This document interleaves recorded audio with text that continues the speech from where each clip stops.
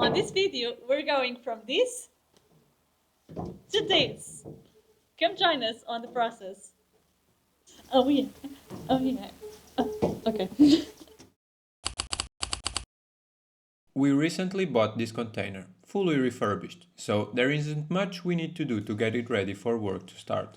But we still need to remove the extra materials that were previously used for securing cargo. This process started by removing the plywood and foam behind it. This foam was lining all the walls of the container and was used for condensation control and noise dampening, but we won't be needing it where we are going. We then removed the metal plates from the walls, which entailed hammering and then drilling 1078 rivets. We took these two things, that's our hammer. And here we go. So, to facilitate the process,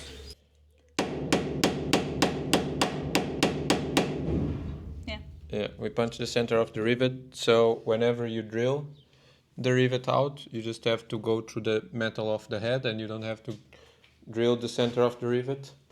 And essentially it will in the end look like this, where the head just falls off and the rivet stays. The next step after that is just to drill it with the drill. Do you want to? yeah, I want to hold the camera and you can do it. Yeah, it's super simple. Strong man. There he goes. Oh, oh, oh.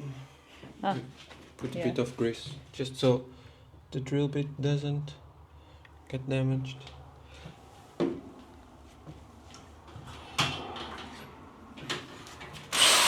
Wait. Changing positions.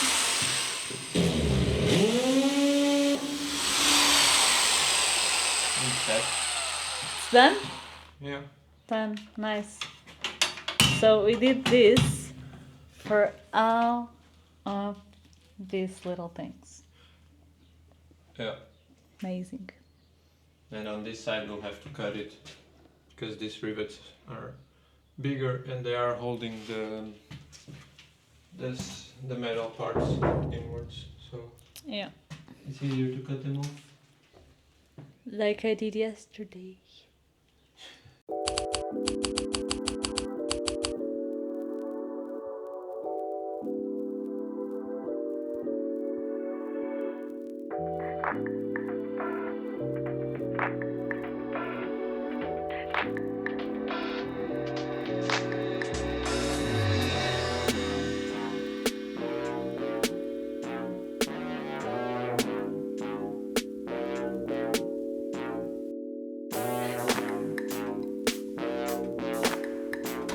Oh yeah, some plates had been previously damaged and were fixed by welding the corners, which brought some fresh new challenges for us to solve.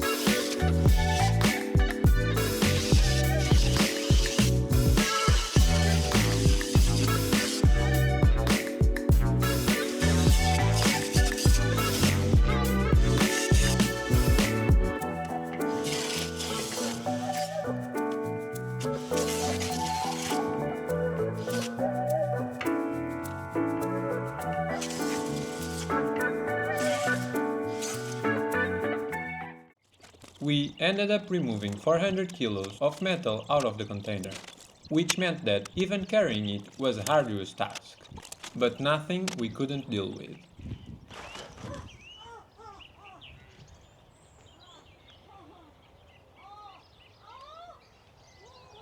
Psych! I got hurt and had to go to the hospital.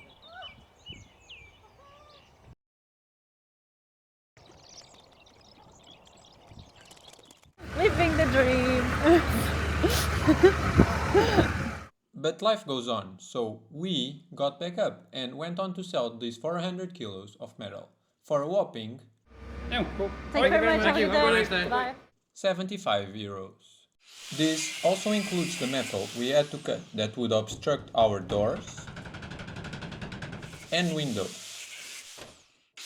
We decided to keep the remainder of these pillars, as even though they are not structural, they do provide some rigidity to the wall. You can see, like if I hit here in the middle of this where there's nothing, see how it kind of just moves a bit, actually quite a lot. It's kind of, yeah, so not great. We then removed the existing electrical components and cleaned up the cuts. So the only things left were to cover the respiration holes with silicone and clean the container. And it was now finally ready for a small coat of paint to protect the freshly made cuts.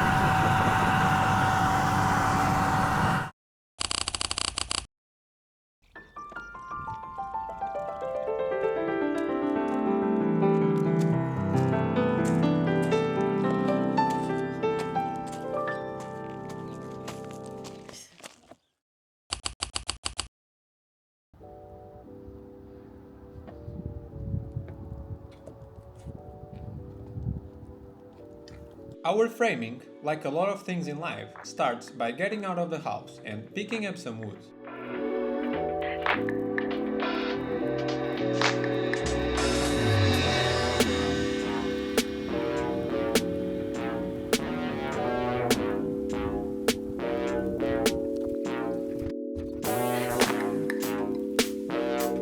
We bought 270 meters of wood, as well as 800 screws, and this miter saw, which I definitely didn't almost kill myself with.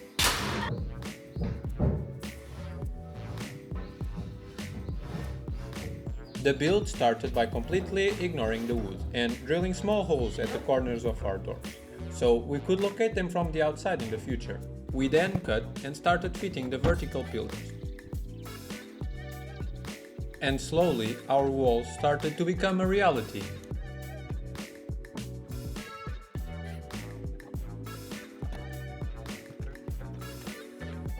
And in no time, about 3 weeks, we had our walls built.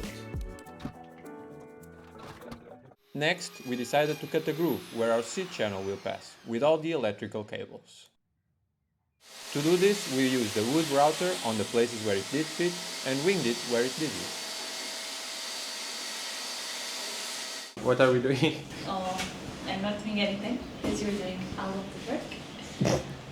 But we are cutting this in order to make our footing full of cables to have electricity all around the house.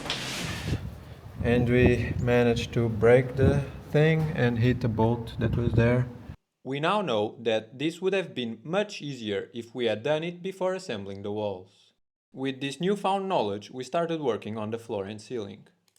And in about a week we were still working on the ceiling. So we are trying to cut a piece of wood that goes from there to there, just around the top, and it goes a bit in front of those bolts. And for no reason whatsoever, I've been doing like a small step here. You see, Thailand, very fancy, very cool, very necessary, you know, because how else would... So, slowly but surely, we kept on chugging.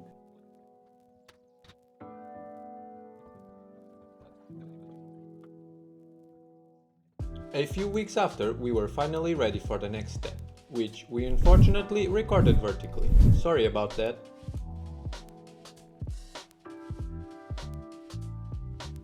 We start to work on our doors, building a structure that we glue directly into the container walls.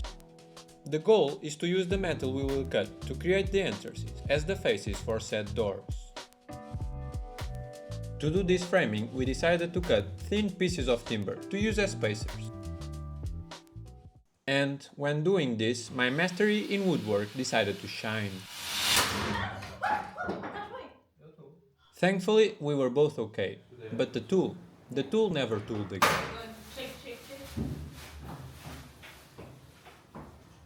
Because this was definitely the saw's fault, we were able to return it for its full value and bought a handheld circular saw, which will be used to cut the plywoods. On the next episode. On this one, we will continue cutting the timber, but now with some extra struggle. With the door frames done, we were finally ready to finish up the woods, because we thought an extra beam was needed to give the top of the wall more support. And now, we were finally ready to clean up. Like this? Just like, imagine it's like a fresh start, you know? It's like, imagine it's like a fresh start. Fresh start. Fresh start. Fresh start. Fresh start. Fresh start, you know? You know? Sorry about that, we got a bit carried away with the cleaning. The only thing left now is to varnish all our wood to make sure it lasts for as long as we do. Varnish, varnish, varnish. Oh. Let's go. Let's go. We decided to start with a spray gun, but this was short-lived because it was hard to cover all areas and it used a lot of varnish. So instead, we ended up using the good old roller method. And because of this, we were able to only use 10 liters of varnish to cover all of the timber, which is still a lot. So, if you are wondering how we were able to use this much varnish, boy are you in for a trip. Much better. Oh, it's a heart. Oh, goodbye, art. So the trick here is to not roll our roll and just soap it in varnish. See? Pew.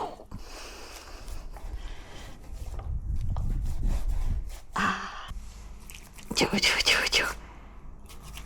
Choo, choo, choo, choo.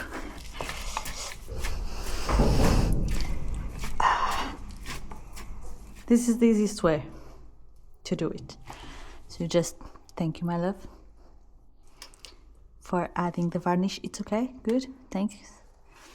Thank you very much. Oh, yes. Cleaned. So you take this, you soap it really, really well soaped. And since it's a DIY project, you're going to use your own hands. Lovely, isn't it? And you just go for it. Okay. Yep, we made it real messy. But at least we got it done. On our first video, we spent 26,322 euros on the backbone of our project. The second video was free, because all we spent was time. And now we spent 742 euros on timber, 194 euros on screws, and lastly but definitely not least, 201 euros on varnish and foam rolls. And let's not forget about the 75 euros we made from selling the extra metal. For a grand total of 197 euros. That's not even close, mate.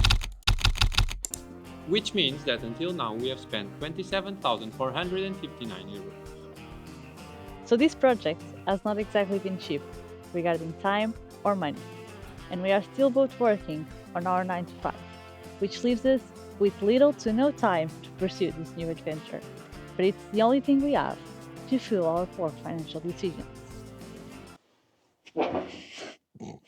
So, if you are enjoying our journey and would like to help us gain more freedom over our lives, as well as encourage us to keep moving forward, please interact with our content by liking, subscribing, and giving us a piece of your mind in the comments down below.